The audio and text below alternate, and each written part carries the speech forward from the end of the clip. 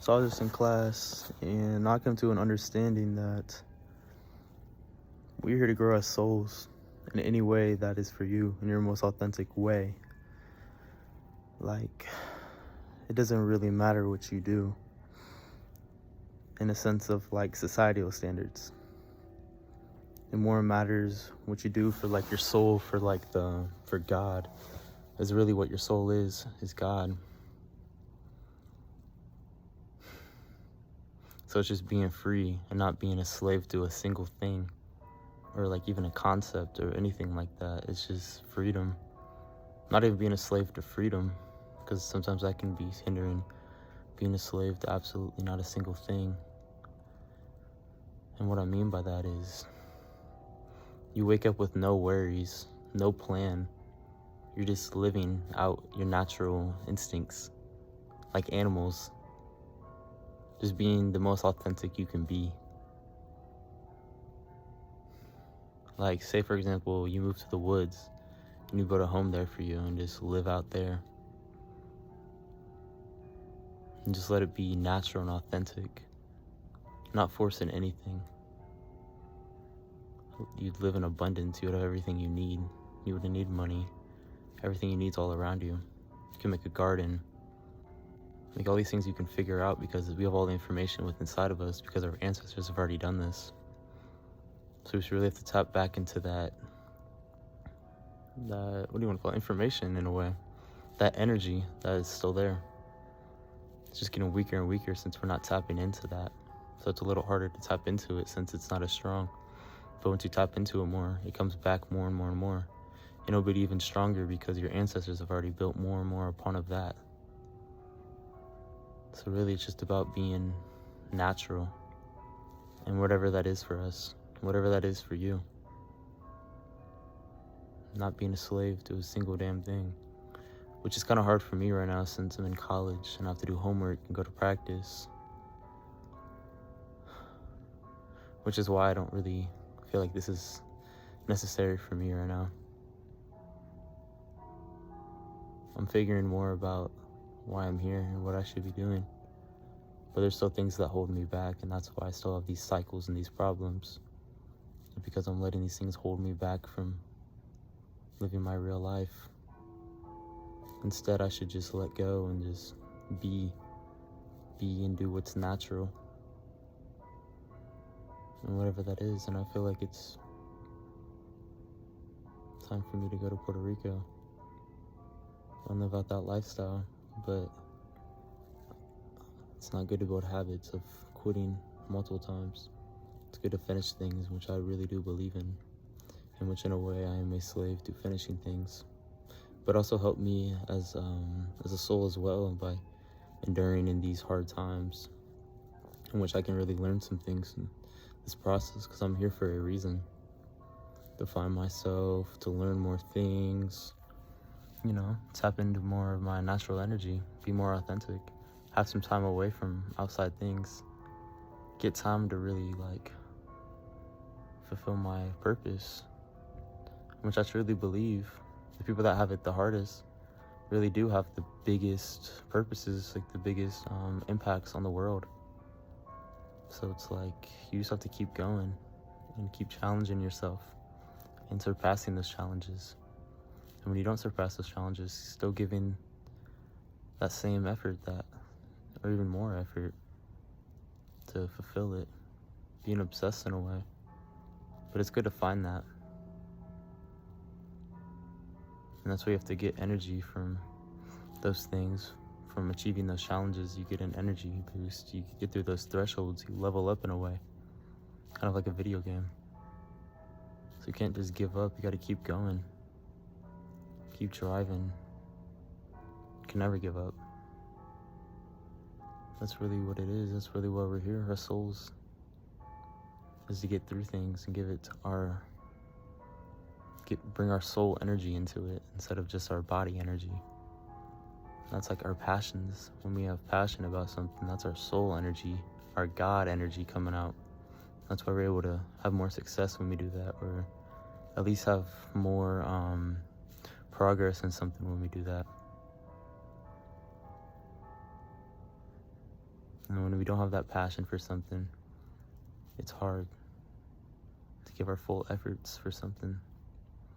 So that's why sometimes we're climbing the wrong mountain. But it's still good to give our full efforts in things that are not our mountain, because they will help prepare us for that next mountain, in which our real mountains are only shaped for us. Like each step is carved for your foot. Each rock you climb is only carved for your hand. That's our mountain. And when it doesn't feel right, when you're forcing things, you're trying to force your foot into there, you're forcing your hand, and it's not fitting, you're just on the wrong mountain. So it's really important to find the right mountain. But also too, it is, if you're on the wrong mountain, it's still to have progress in that. It gets you stronger, to get you prepared for the mountain you're supposed to be on, supposed to climb. But which can be hard, because it just feels like you're waiting, you're climbing nothing. It's just an endless thing of climbing with no destination. Which isn't that our lives, our souls? It's just a endless climb. It's our choice to stop or not, or go back down. Just to keep going, hoping that there's something there, hoping that there's an end destination in mind. And we absolutely have something in mind, but really that climb never ends. You will always keep climbing. But what if there's an alternative to that?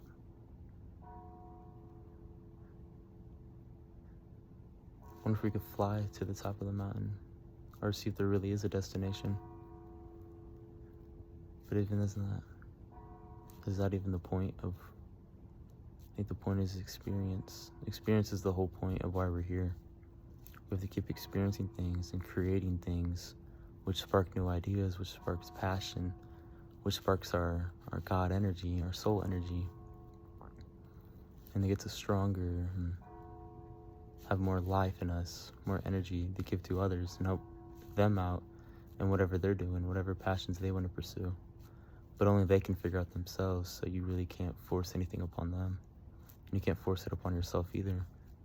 You just have to help them naturally, and help yourself naturally as well. Just not forcing anything. And now we have to do things we don't want to do, but ultimately it's to help us. And that help is a form of love. Because when you live in society, you got to do things you don't want to do to help in that bigger picture of society. But say you live outside of society, what are you growing towards? What are you building? Are you building it just for the bigger picture of your soul? You know? In what ways are you helping out in the big picture? I guess that could be just you growing as a soul to get to the ultimate destination of heaven. But is that even what you're supposed to be doing? I guess we're all authentic, and we have a free will, so we're all supposed to live our lives in a way that we choose it to be. We can create our lives to whatever way we want to, because that's the ability we have. And now we need resources to help with that. That's why we do things we don't want to do, to get those resources, so then we can create the lives that we do want. And on the way of getting those resources, to not get distracted by that fox on the way of getting the wood, you know? Not letting that fox take your wood away from you, just to keep going and don't mind that fox, to get the wood and then go back to where you're supposed to bring it to, you know? That's just some things I've been pondering over since class. Kind of made me realize that I am made for more. I am made for something beyond my comprehension as of right now. And to be doing something that's just ultimately free, no slavery attached to anything. Just to keep going, and even to do things I don't want to do because it can help me in the bigger picture. And I'm still trying to understand my bigger picture. Like why I'm here, in anything else I do. Like, it's always going to be the same path. Like, it's always going to be the same hardships in any type of way, no matter where I go. It's just about surpassing them right now. I mean, yeah, they're in different forms, but the hardships are going to be there no matter what I do. So it's just about doing those hardships and getting stronger from that, so then I can be prepared for what's really supposed to come my way. Because this right now is just like preparation for the big test, and then when I pass that test, get even stronger and stronger, and getting more prepared for what I'm supposed to be doing, what I'm made for. Because like I said earlier, the people that got it the hardest really do have the biggest purposes, the biggest impact on the earth, around just the whole bigger picture in a way. Really, yeah. Maybe it's a sacrifice, maybe it's I don't even know, some influence on people. Really getting out what I'm supposed to get out of this. Like, I feel like that Rick and Morty episode, like, I'm that one girl that just woke up and realized I'm not, like, we're not all Mortys. Or no, we're not all, like, we're all not these people that live in society that are Jews or whatever, you know what I'm saying? That I'm really, like, God, like, she realized that she was Morty, and that everybody else was Morty as well. Like, we're all the same. And that's how we all are, too. Like, we're all God. We all come from God. We're all God, collectively. And that we're all supposed to come together in that. But if we all don't come together,